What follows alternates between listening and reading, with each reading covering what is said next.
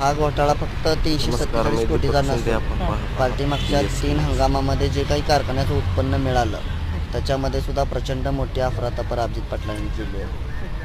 एक उदाहरण म्हणून सांगतो, आपल्याकडं 30,000 मेगावॅटची कोजन आहे, त्यातले 8,000 मेगावॅट कारखान्याला लागतात असं स्वतः अभिजित पाटील भाषणात सांगत होते.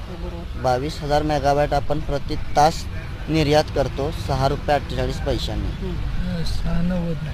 अभिजित पाटलांचा हिशोब होता की प्रति तास 32,21,440 रुपयांचं उत्पन्न आहे. म्हणजे दिवसाला किती आणि महिन्याला किती?